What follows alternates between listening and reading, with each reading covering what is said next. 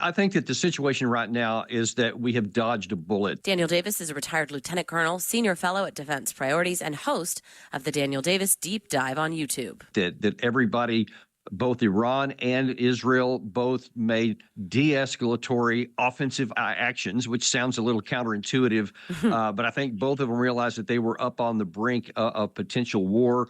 I'm very sure that the United States, as well as other regional governments in the area, also were telling them de-escalate, that nobody wanted a war. Iran didn't want a war.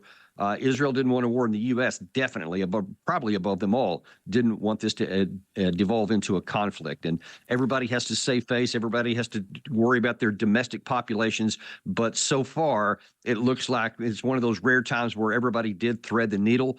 And I think, at least for the moment, we're past the danger point of escalation. But given that the war is continuing on in Israel with Hamas and all that, the conditions are still volatile, and anything could change at any given moment. I remember 20 years ago or so, Mahmoud Ahmadinejad, the president of Iran, was saying how intent they were in wiping Israel off the map. You just said something fascinating, sort of, that Iran doesn't want a war. Is that actually a pretty significant thing, that we're walking away from this, sort of realizing that maybe Iran, for all its bluster and for all of its proxy energy, that they don't want something bigger? Oh, they definitely don't want something bigger. There's no question about that. And even back to Ahmadinejad, which you're talking about, the 20 years ago, that was almost entirely for domestic purposes. He wanted to show his bona fides to the right, the hard right in his country, especially among the ruling class there. And he wanted to show that, yeah, I hate Israel. But they never do. You have to look at their actions and their capabilities, and they never had any intent on, quote, wiping Israel off the face of the earth. That's more like an aspiration, but like, gosh, wouldn't it be cool if I played in the NBA, or something like that? Because they don't have the capacity to make good on it. What they do have the capacity to do is be a meddlesome player in the region. They can cause trouble. They definitely are related with terrorist strikes here and there. But in terms of an actual war to quote defeat Israel in a conventional sense, it's just not on the cards. They don't have it. We are in new territory here, though, right? I mean, we've seen Hamas and Palestinian Islamic Jihad and Hezbollah and you name it attack Israel for years, but Iran doing so, and the U.S. in the air with other European allies and Jordan protecting Israel. I mean, how big of a moment is this, even if Iran's walking away now? You absolutely hit it square on the head there. This is a completely not uncompromised, but a situation that's never occurred before. And there's a number of things that are fitting in that category. You got to back up a little bit to April the 1st, when Israel attacked a diplomatic compound in Syria of Iran's. And that had never been done by anyone other than like Al-Qaeda or some terrorist group when they hit us in 1999.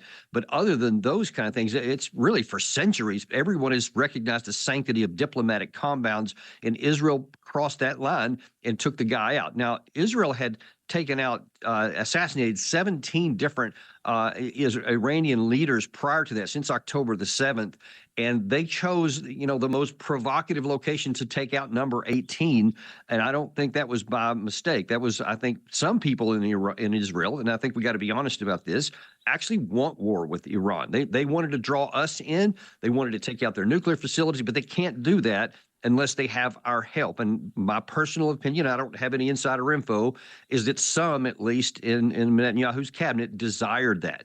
We are in new territory, though. Here's Fox News Chief National Security Correspondent Jennifer Griffin. Last Saturday marked, I would say, a Rubicon moment in the Middle East.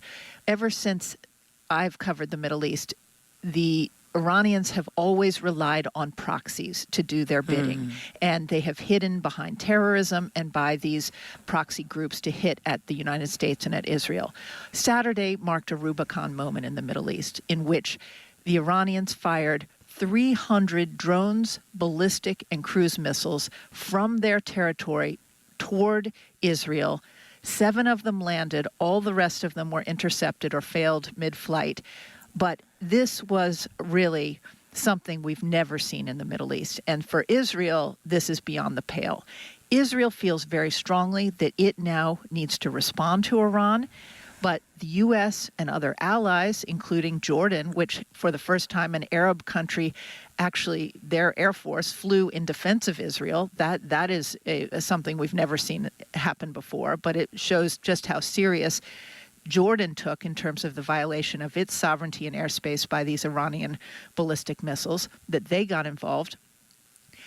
So you have a moment where Israel wants to hit back at Iran, but then what happens next? Then Iran feels like it has to go further, and the U.S. military gets caught in the middle of this because, remember, on Saturday night, Israel could not have done this on its own. So, Colonel, what about that? We are in uncharted waters here, right? It doesn't matter what most of the people want. It matters what the people in power want. It's the same for our country and our government, too, as we see to our, Sure, but most people in power in Israel do not want a war with Iran. I mean, that would be catastrophic. Well, it would be. But see, here's the reason why some do, because they say in their minds, and there's, you can argue some validity to this. They're quote, tired of dealing with this for like the 20 years you've been talking about, and actually even beyond that. And they think this is our chance to get rid of that problem once and for all. Now, we can argue that that's not a sane or a rational thing to do, because the problems that would have caused would have been enormous. But you can see the mentality and the desire somebody would have to want to do that. But again, I'm not pointing any fingers at anybody, because I don't have any evidence. All I can see is what has been said and what has been done. But the other part of your comment is also unprecedented in that Iran finally crossed the threshold, and attacked from Iran onto Israeli territory. Now, they did it in such a way that was de-escalatory, because they fired only the kind of ammunition that they knew would be intercepted. They did the slow-moving things. They did some of their older ballistic missiles. They fired them at military targets that they knew would be protected by Iron Dome and the arrow sling and all that other kind of and anti-aircraft capacity, but they didn't do it in as big a numbers as they could have, or strike targets that were not protected by the Iron Dome, which they could have done that as well. And then Israel, in their turn, didn't strike back in hard way. It was actually almost comical with 3 drones that were easy to shoot down, because Iran doesn't have very good air defense systems, and they sent something that they knew they could shoot down over a well-defended target. So everybody's backing down on this. And the last part, yes, the fact that U.S., Jordan, and France also physically took part in the defense of Israel has never happened before. It's never even been argued that they should do that before. There is no, Article 5 type agreement between the United States and Israel, and yet we did it. So a lot of things have been done that had never been done before, and so things remain kind of volatile as people kind of shake out what all that's going to mean for the future. That kind of dovetails into one of my next questions, which is, there were a couple of recent pieces ahead of this about this administration, the Biden administration's handling of Iran. There was a Politico piece that said the president doesn't have an Iran strategy.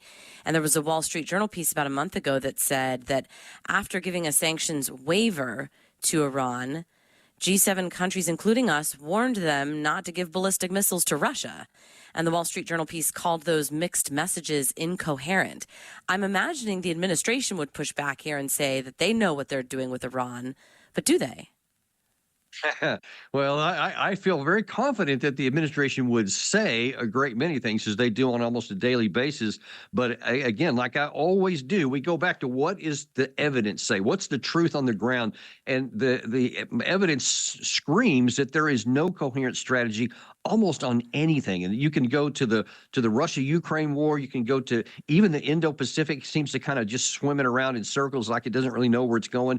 And everything related to Israel specifically, Iran also specifically, and this whole war and the issue in the Red Sea, our troops in Iraq and in Syria, there's no coherent strategy or plan for any of it. And all it does is create more instability for us and an uncertainty and risk for our country. And I would love to see them have some kind of a coherent regional strategy that everything dovetails into, and I don't see any of it right now. What should happen on our end next? I mean, there was a lot of movement in Congress this past week on like bills against Iran, including those having to do with sanctions. Senator Rubio's bill would impose sanctions on those who buy and sell Iranian oil, which, thanks to China, I guess so far since 2021, Iran's made like $80 billion off of oil sales. Are sanctions the only real tool in the toolbox here, or what should happen next? Look, sanctions don't do anything. I mean, people love to use sanctions in our country, and they almost never accomplish anything of utility for us. I mean, you don't have to look any further than the sanctions on Russia. We've been having decades of sanctions and an explosion after, February 2022. And what's been the net of it? It's caused Russia to find new markets. It's caused them to diversify, and now that they have recovered economically, and they're actually in better shape than Western Europe. So we keep going to sanctions, but they keep backfiring, or at least failing to do anything we want. But this is also part of a bigger issue. All these sanctions we've had on Russia and all the things we're doing with, against Russia and for Ukraine and pushing back on things in China has pushed Russia, China, North Korea, and Iran into each other's arms in a way they never were prior to February 2022. You can't untie that part and look at this in isolation, because it isn't in isolation, and all these things go together. And we've got to have a coherent strategy for the whole thing that benefits America. And I get that a lot of this is emotional driven, but when our emotions are taking actions that are contradictory to our actual interest, then something needs to change. Speaking of change, finally, one of the big changes that we could be seeing shortly is Iran with a nuclear bomb.